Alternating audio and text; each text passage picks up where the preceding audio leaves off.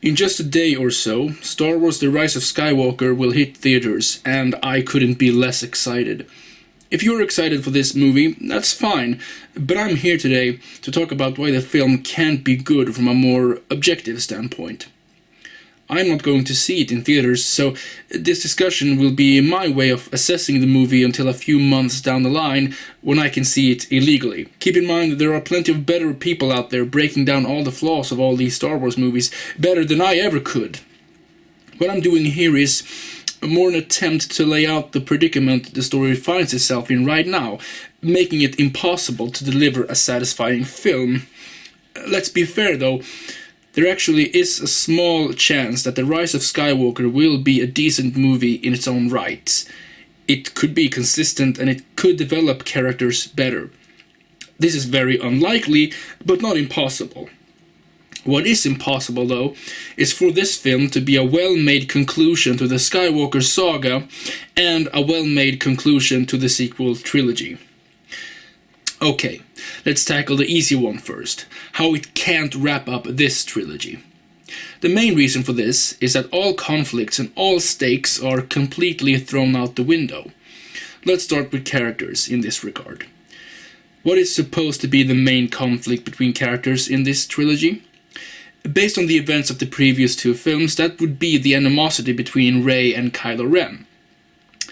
There was potential to involve Snoke in this equation, but someone decided to kill him off to subvert expectations.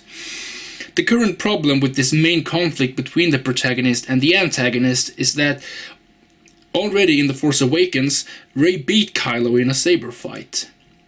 Even if you account for Kylo's injuries in that scene, Rey still had never swung a lightsaber in her life, so her victory in that fight pretty much proves her superior skills to Kylo. This doesn't have to be an issue in a story. The hero can actually beat the main villain early on. But if that happens, then you have to change the circumstances for the next time the two opposites meet each other. Perfect example would be Harry Potter. In that story, Harry time and time again faces off against Voldemort. In fact, Harry defeats him in both Philosopher's Stone and Chamber of Secrets. While Voldemort is not permanently destroyed, in both cases Harry proves the point that Voldemort is opposite to. In Philosopher's Stone, he is protected by the shield of love that his mother left him, and in Chamber of Secrets, he defeats Voldemort through his loyalty and trust to Dumbledore, proving that compassion and caring is what prevails. And the next time the two meet, though, Wormtail has managed to give Voldemort a full-grown body capable of wielding a wand and exercising the magic that Voldemort was already known for. So, Voldemort got stronger, and in his new position, capable of harming Harry. Throughout the rest of the series, Voldemort continues to gain followers while Harry loses allies until they are forced to battle it out in a desperate attempt to save the wizarding world. All this is important because it shows that while Harry wins small victories over the course of the series, Voldemort always manages to come back stronger and better prepared every time, and the stakes gets higher and higher. So, back to Star Wars. Rey beats Kylo in the first film in the trilogy. Since then, Kylo has not improved himself in a meaningful way, allowing him even a chance to win over Rey. There seemed to be potential for a dark side training for Kylo in The Last Jedi, but that was completely skipped. On the other hand, Rey got stronger on Luke's island. Not through training with the old Jedi Master, mind you, but simply wiggling a lightsaber on her own and calling it training. Because that is how mastering skills works, right? Regardless, at the end of the film, Rey is capable of lifting a whole bunch of heavy rocks to save her friends. This is in scope similar to Luke trying to lift his X-Wing. Something we never saw Luke accomplish, which in a way forces us to assume that Rey is also stronger than Luke in his youth, despite having no training at all. Also, in her confrontation with Kylo, she manages to knock him unconscious, once again proving greater skill with the Force. With all this, there is no one who can even begin to deny that Rey currently is more powerful than Kylo Ren. This brings us to the Rise of Skywalker, in which it is confirmed that Kylo and Ren will face off again. Too bad this is the last film in the saga and trilogy, because that guarantees that Rey will win. Even if they face off and both have switched to the other side of the Force, that means that Rey's original intention to save Kylo is fulfilled, which means in a sense she would win anyway. This is like having a competition of high jump, but you've already seen the competitor make the jump of the designated height with ease. There is no tension because the villain does not pose a threat to the hero. No threat, no conflict. And if the last movie of a trilogy has no meaningful conflict to wrap up, how exactly is that concluding the story of the previous two films? But Rey is of course not the only character in these movies. As far as leads are concerned, you also have Finn and Poe. Can you honestly tell me that they have an ongoing character conflict with a villain character? Well, there was potential for something interesting with Finn and Phasma, but once again someone decided to kill her off to subvert expectations. Poe hasn't had a personal conflict with another character at all in these movies, with the exception of Admiral Holdo, but someone decided to... Okay, you get the point. Let's not forget though that Holdo was part of the Resistance, so her existence doesn't exactly raise the threat level of the First Order.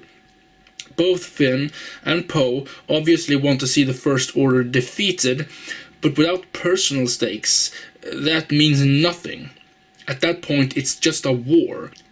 Let's take a real-life example. I assume both you watching and me think it's horrible that there are wars being fought down in the Middle East, right? People die, and that's not a good thing. However, I highly doubt that you cry every day for that particular conflict unless you know someone who is down there, risking their lives. If you were to know someone involved, you would have personal stakes that made you care more.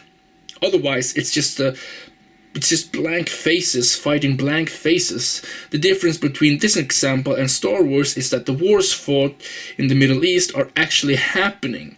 So even if you don't know someone involved, if you are a rational human being, you probably want the conflict to end. Star Wars, though, is a made-up story, a made-up war. So, without personal stakes in that conflict, there is literally no reason to care, unless you just want to see action. Which is fine, but eye candy alone don't make a good movie. Finn and Poe could get relevant things to do in the film, but there is nothing currently for them to overcome except just defeat the nameless, faceless First Order. Should they in fact get personal stakes, let's say Finn meets his dad, who is also a stormtrooper, that would be a conflict exclusive to this movie, almost rendering his presence in the previous films pointless from an arc-wise perspective. So those are the characters, but the world itself has gotten to a point where caring about what happens has no meaning either. After The Force Awakens, it really seemed like the First Order had suffered a massive blow. At the end of the film, the Resistance seemed rather calm. They knew there was a fight ahead, but there didn't seem to be any urgency. Yet, when The Last Jedi starts, apparently the First Order controls the entire galaxy and the Resistance is nothing more than a few ships. So then, did the Resistance lose resources between films or what? Well, that's impossible because The Last Jedi is the only Star Wars movie to take place directly after the previous film. So, despite the fact that the Resistance had won a huge victory, the writer of The Last Jedi, who single-handedly divided the internet, still wanted the Resistance to be complete underdogs.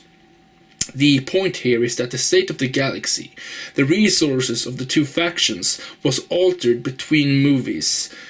Just so we are clear, this is not the same as the rebels being on Hoth in Empire Strikes Back. The Empire already ruled supreme.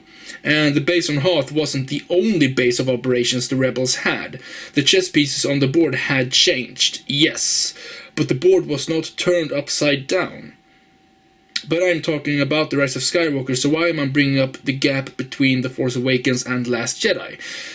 Because at the end of The Last Jedi, the Resistance is reduced to nothing more than about 12 people on the Millennium Falcon. That is not enough to defeat the First Order, obviously, so the Rise of Skywalker has two options. The film can take its time to show the Resistance being rebuilt throughout the film until a final battle. Should this happen, though, it would take a lot of screen time away from furthering the plot arcs for the characters. Rebuilding the Resistance would also require scenes of a more political nature to show the Resistance making deals and inspire groups of fighters. It has become clear that Disney does not want any political scheming in these movies because that brings them too close to the prequels, so this option is not very likely. And again, choosing it would make it harder to do something meaningful with the characters. Then the other option is to restock the Resistance in between movies, doing the same thing that was done between Force Awakens and Last Jedi.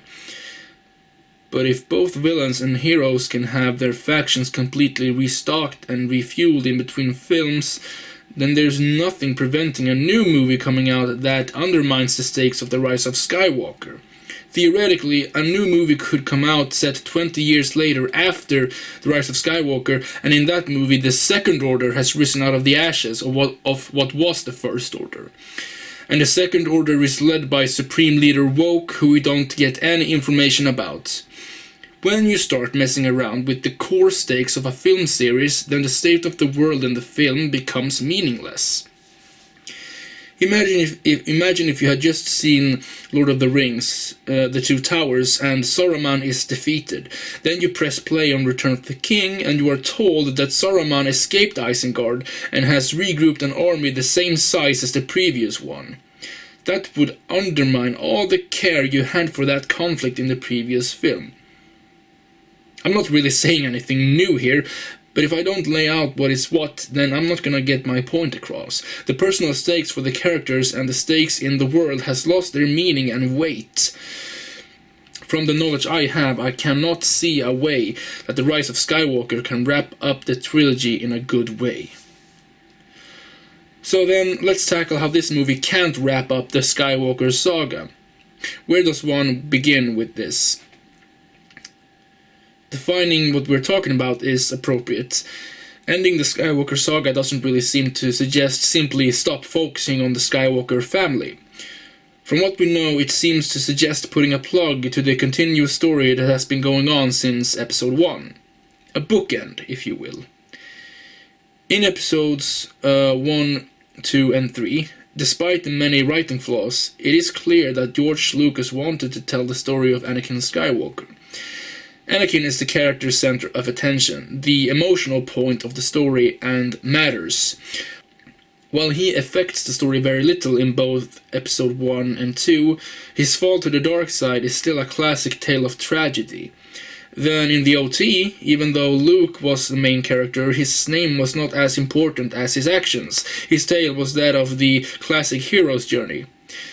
Where the prequel ended with darkness on top and nothing but the smallest glimmer of hope, the OT ends with what looks like a bright future, making both trilogies relevant and two sides of the same coin.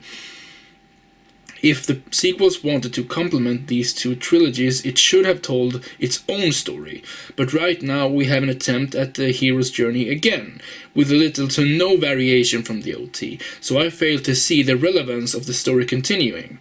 I digress. In The Force Awakens and Last Jedi, Luke is perceived by the galaxy as a hero that could save everyone if he just was brought back to fight. The name Skywalker holds weight, but ultimately Luke and his name is shoved to the side to give space to Rey. This is not too bad an idea if the intent is to move away from the past. After all, the OT didn't focus all that much on Obi-Wan or Yoda. But if this is to be the end of the Skywalkers and the past does matter, then the predicament we find ourselves in seems very odd for The Rise of Skywalker. Everyone bearing the name Skywalker is dead, along with several other characters from the old days, like Han. Not only that, but all the efforts and all the achievements of those characters seem to have been undone now. This is the biggest reason The Rise of Skywalker cannot actually give a good ending to the Skywalkers. All their achievements, everything they ever did has been undone. The Empire was not defeated. Luke did not rebuild the Jedi Order. Leia's Republic was obliterated. And now, in the final hour, the Emperor himself is being brought back. I have read the leaks, which people are claiming to be true, but I don't have to base my case on that to say how wrong this is.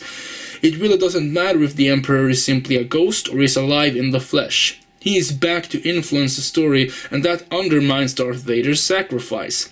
Now, undermining Vader's sacrifice in turn also undermines episodes 1, 2, and 3.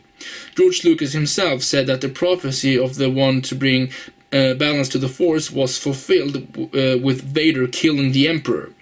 If the Emperor is still around one way or another, then what good did Vader ultimately do? The rest of the achievements of the OT are undermined as well, like I said. No Republic, no Jedi Order, and a dictatorship identical to the Empire still rules the galaxy. And the galaxy has a new sole hope for peace.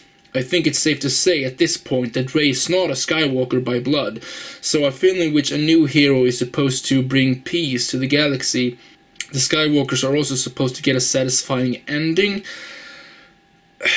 I don't see how you can do both when the threat the Skywalkers defeated is being brought back so that the new hero, who isn't a Skywalker, can defeat him. And should the Emperor not be back in the flesh, then Rey still has to defeat Kylo Ren, who is essentially repeating the arc of Darth Vader. Doing the same thing again and claiming that this is how we end it doesn't seem like a satisfying end, but maybe that's just me. Based on where we are in the universe from The Last Jedi and what we have seen from the trailers, Rey and the rest of the gang can't really do something that correctly represents the previous 8 movies. That would be hard for any film series to do, although I dare say Avengers Endgame pulled it off to some extent simply because it revisited the older movies. Regardless of the objective problems that created for Endgame, that still brought some more relevance to films like Thor: The Dark World. I'm not saying it was good, but I am claiming it was a way of successful remembrance for the previous Marvel movies. I don't think The Rise of Skywalker will resort to time travel, which in itself would be stupid, and so how a trilogy that has already stolen the plots and arcs of the OT could possibly give an ending that respects those older movies is completely beyond me. One last thing I would like to add, which is more so my subjective take on Star Wars as a whole, is that Star Wars has always been homage movies. The very first Star Wars movies took inspirations from so many sources and repackaged them to a new adventure. The Empire Strikes Back continued that very distinctly. The inspiration from Flash Gordon is undeniable. Even Return of the Jedi bases itself off of previous works and brings new life to them. Despite the many flaws of the prequels, even them adheres to the concept of homage. I know a discussion could be had about the thin line between paying homage and ripping off, but there are definitely things in the prequels that lean more towards homage, such as Vader breaking loose from his chair, just like Frankenstein's monster. Or the fact that Christopher Lee was cast in those films. Yet many of the younger demographic watching, of course, had no idea who Christopher Lee was. Not to boast, but I have seen plenty of movies, and my overall impression of the sequels is that the only way in which they are homage movies is how they have Easter eggs or straight-up steals from the older Star Wars movies. They aren't really looking at filmmaking today, or filmmaking 20 years ago, and gets inspiration from it. Instead, they are made on an assembly line, carefully calculated to include what the numbers say people want in Star Wars.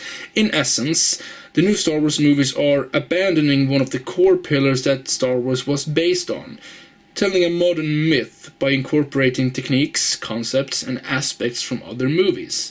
If you want to make a good movie, you of course has to have consistent characters and worlds, a plot that supports its own events internally, and good actors, and so on and so on.